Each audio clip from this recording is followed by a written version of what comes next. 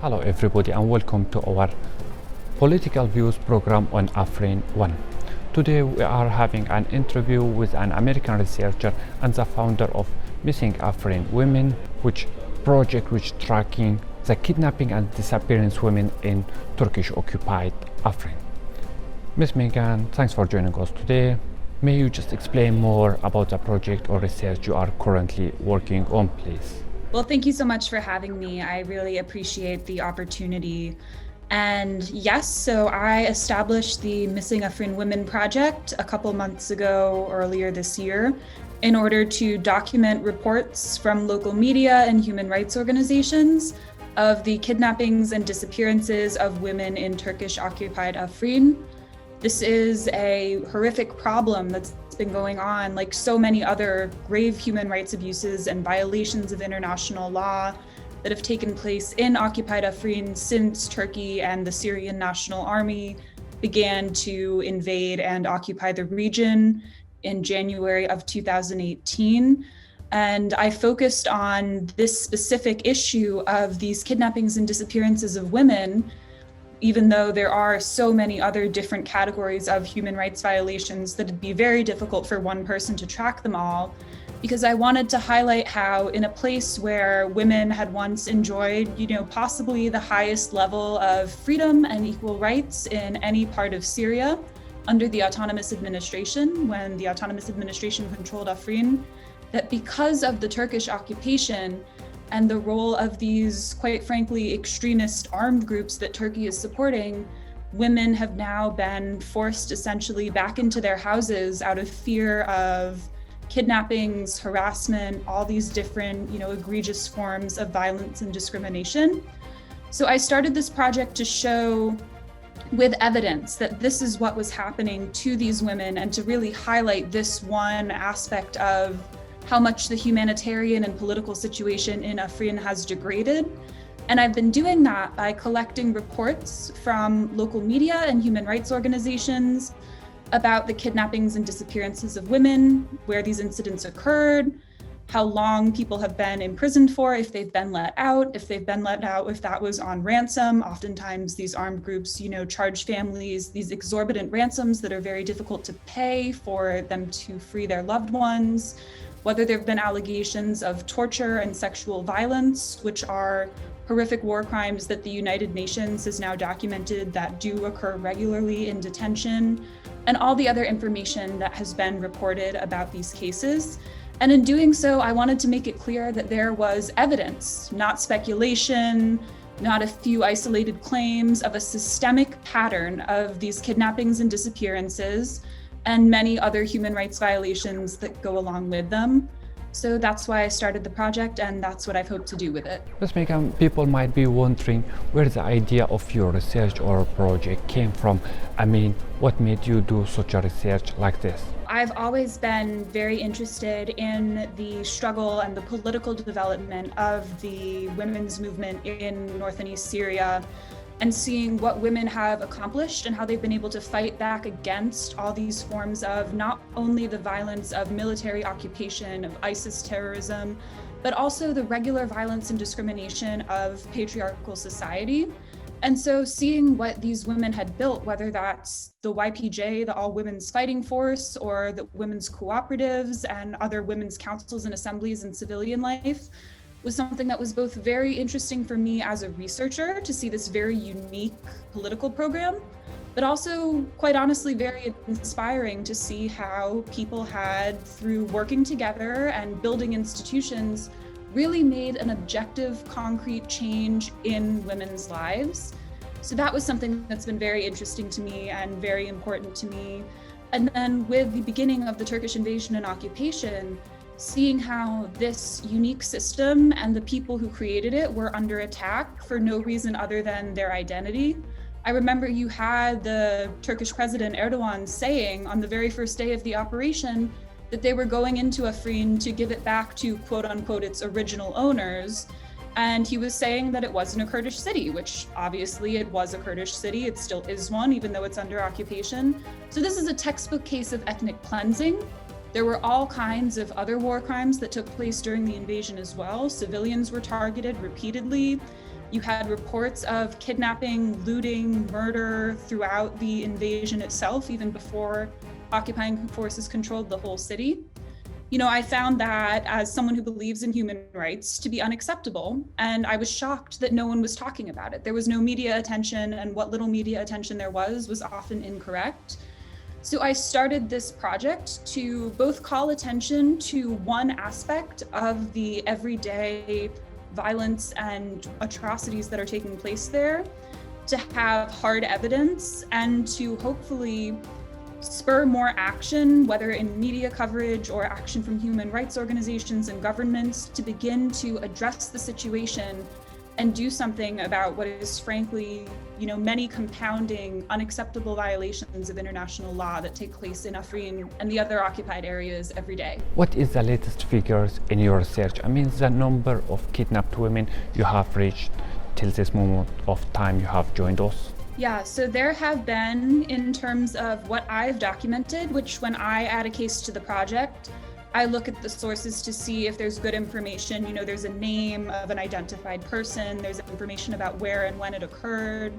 So in terms of those cases that are reported with good details, there have been nearly 200 cases that I've found.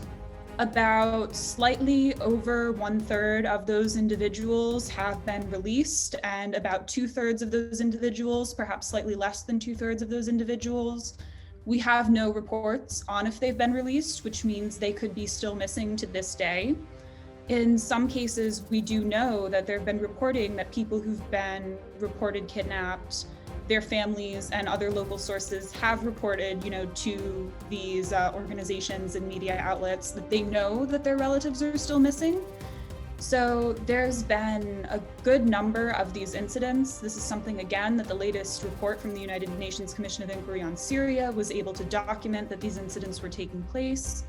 And I think that what's also important for me to remember, and what I would want viewers to remember as well, is that many more of these incidents likely do go unreported, because there have been documented cases of retaliation when people in Efrîn speak out about a violation committed by an armed group. That armed group might target them again. So I think that what we have in terms of this data on these kidnappings and disappearances is sadly likely a fraction of the violations that occur in the area every day. So in terms of numbers, that's what I have, and I think that it's important to continue to look into this more, because I am certain that there are cases that we don't know about because people don't report them out of fear of what might happen.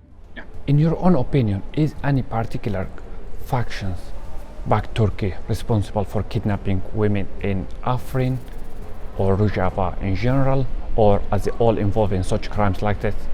So I think that, first of all, it's important to note that this is a problem that goes up to the level of the Turkish personnel who are there and Turkish government policy, because we've seen many credible reports by many human rights organizations suggesting that people who are abducted in the occupied areas have been taken to Turkey and put on trial there. And we've seen that, quite frankly, Turkey is a NATO army. They're much stronger than the armed groups. They're capable of controlling the armed groups. If Turkey wanted this problem to stop, it would stop, but they don't. So this is a systemic issue that is something that Turkey itself, as the occupying power, is very much responsible for. The United Nations has even called on them to launch an investigation into these abductions and disappearances, which they have not done. They've denied all responsibility. So I do want to make that clear.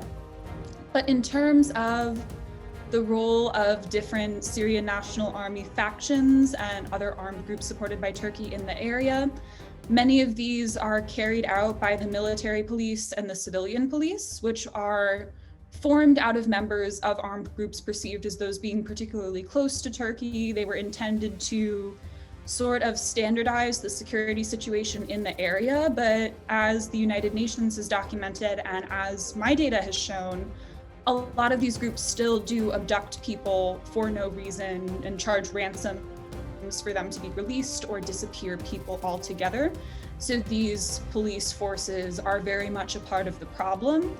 And then in terms of military factions of the Syrian National Army, the Hamza division has been particularly egregious. They were the group that was responsible for kidnapping several women who were seen on a video published after a bout of infighting between supporters and members of rival armed groups that showed that several women had been held in a black site, an illegal prison, for, in some cases, they had been abducted nearly 2 years before this video was released. It came out, it was the clash occurred that led to the video being shown in May of 2020. So this group is clearly responsible for detaining women, and it's one of the groups where we have hard video evidence that they've done so.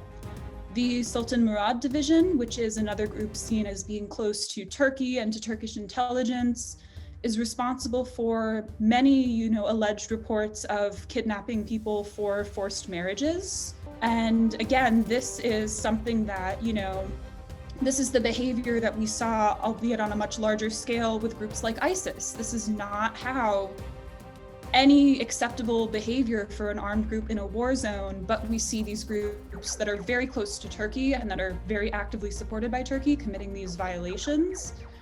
And so it's definitely a systemic problem, but there are some notably particularly bad offenders in what I've seen from the data.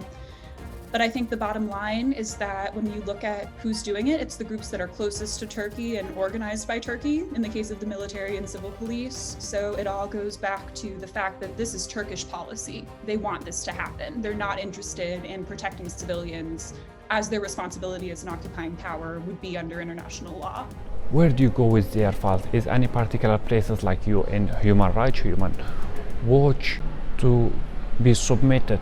I, as I said, started this project to bring more attention and hopefully more concrete action on this issue. And for that reason, I think it's very important that I've seen many media outlets picking this up. I've shared it with journalists, and the data has been cited in a variety of publications, which I think is an important step. I've also been able to share it with people with governments and international organizations. I've shared it with people on doing research for the United Nations, as many, Kurdish and Syrian human rights organizations did. And I do think that that effort by a variety of groups did contribute to better documentation of those issues in, more recent UN publications. I've shared this with people here in the United States as well who are following these issues. And I hope to continue to share this data with governments, journalists, international organizations, human rights groups. I think essentially anyone who wants to look at it, because I believe that it is one piece of a greater case that can be shown through data and evidence that there are egregious human rights violations going on a systemic basis every day in the areas of northern Syria that have been occupied by Turkey. So I hope to continue to share it with more people. Now let's move from Afrin city to elsewhere in Rojava regions. Let's move to Serikaniye or Ras Al Ain, as they call it in some other languages, which is currently under the control of Syrian factions, or let's be more clear, under the control of extremists supported by Turkey. Do you have access to Serikaniye as well?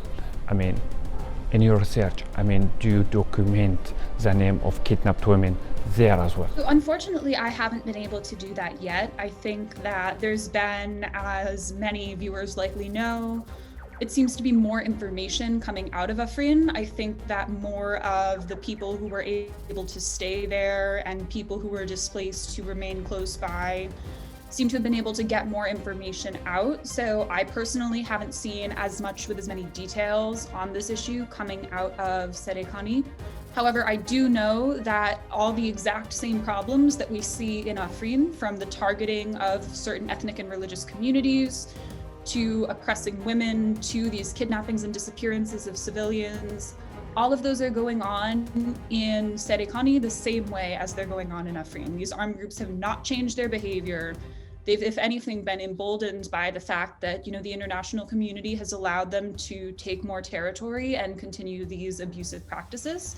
So that would be something that I would like to start doing with better information, because exactly as you said, it's very much the same situation. It's the same groups. It's the same, Turkish invasion in order to take territory and ethnically cleanse the original population.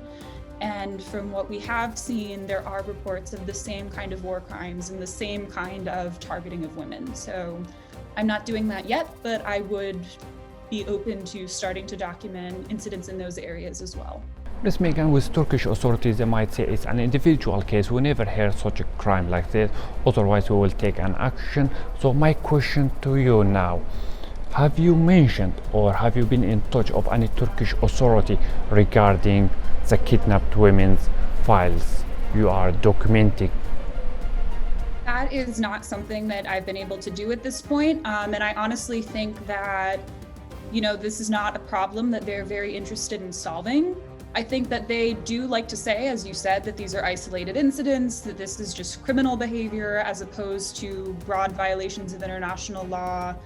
And I think that they are more interested in the public relations aspect of what the international community sees as going on in these areas than they are interested in actually stopping the behavior. So in short, they don't care what the armed groups do, they just care that it doesn't get reported on. So I think that certainly in providing this information to the media and to human rights organizations and other international organizations, I would hope that getting these details out there would put sort of more public pressure on Turkey to have to accept that this is a systemic fact. But look what happened when the United Nations documented these kidnappings, abductions, torture, and sexual violence in the occupied areas, as they did in the most recent Commission of Inquiry report on Syria. Turkey essentially said, well, this isn't our fault, this isn't happening, we don't believe it, and if anyone was doing it, it's probably the Kurds doing it. So they do what they always do, which is blame the people they're attacking and deny responsibility. So I don't think that it would be particularly effective at this point in time. But I do think that with, real international pressure, with organizations like the UN speaking up, with human rights groups speaking up, and with, quite frankly, Turkey's international allies who provide it with large amounts of military and security aid, saying, look, we're not going to help you if you use the military aid and weapons that we give you to ethnically cleanse minorities and kidnap women. I think that that kind of international pressure would be effective. So I hope that my data can help be a part of more governments and international organizations doing that and putting that pressure on Turkey. It's not something I've been able to do individually, but I think that a concentrated effort with evidence will help people who are in a place to do that, ask those hard questions. As we know, Joe Biden is the new American president of USA. With your project, Ms. Meghan, do you think the success of Joe Biden in the American election will improve the ability of your project and raise the voice of your research, especially as you know Turkey was the main supporter of extremists and had very close relation with President Trump? Yeah, I think that it's definitely going to be a different situation for Turkish efforts to play that kind of influence in Washington, because with the Trump administration, they had a president that Erdogan could call up and ask for favors, and the president would grant those favors, whether it was on greenlighting the invasion of northern Syria or helping them in court cases in the United States related to sanctions evasion. That's not going to be the case anymore. It's going to be a much more institutional system.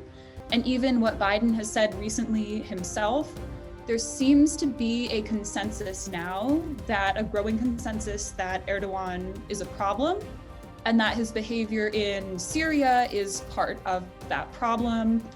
I think that because of Trump's actions, now amongst both Democrats and Republicans in Washington, D.C., people are very unhappy with the invasion of Northeast Syria and the humanitarian and security disaster that resolved. People are very unhappy with Erdogan's decision to purchase the S-400 missile system. There were bipartisan sanctions imposed on Turkey by Congress through the CAATSA sanctions that were supposed to go into effect when the S-400 was made operational, but Trump refused to implement them. So I think that having a president who doesn't have that sort of personal affinity for authoritarianism and having, a Congress and the rest of the US government that has really seen the writing on the wall as to what Erdogan's up to with expansionism and authoritarianism, I think it'll be a better situation for pushing action on human rights concerns in the occupied areas I think we'll find more people who are more likely to listen and more people who are likely to publicly call out Turkey for this behavior and demand some kind of consequences. So I'm hoping that it's a better situation, but I do think that this means that we're going to need to put pressure on them. We can't just hope that they're going to do the right thing because it's not as much of a pro-Turkey administration. So I think that it's really important that people who are interested in getting, stronger action against Turkey, against these human rights violations, need to really make the case and engage with this administration as to how and why they should be doing that. Ms. Meghan, at the end of our program, just before we end it, what's the last few words you would like to say to the Kurdish society in Rojava in general, in Afrin city or Sarikania, or to the women in Rojava in general? I would say that please know that there are people around the world who admire and who support your struggle against this occupation and for the basic freedoms that people everywhere have the right to enjoy, that there are people who are working on this, and that we can't give up trying to get international attention to these issues. And I think that when we look at what people have done on the ground, from rebuilding their lives to trying to continue the political system in Rojava in North and East Syria despite these threats. And so I would want people there to know that we internationally are going to keep doing the work necessary to support you, to make sure that the people who have committed these crimes will be held accountable, and to make sure that people know unequivocally what has been happening, so that these patterns won't be repeated again, so that this won't be allowed to happen again. I know I'm working on that. I know many other people are working on that. And I would also like to say that if anyone knows about a case of these kidnappings or disappearances or of any other human rights violations, please contact me, please contact the project. The website is missingafrinwomen.org. Ms. Meghan, thanks for joining us today on our Political Views program on Afrin 1. We hope all the best in your project to continue, and thanks everyone who was watching us today, and see you next time on Political Views program on Afrin 1.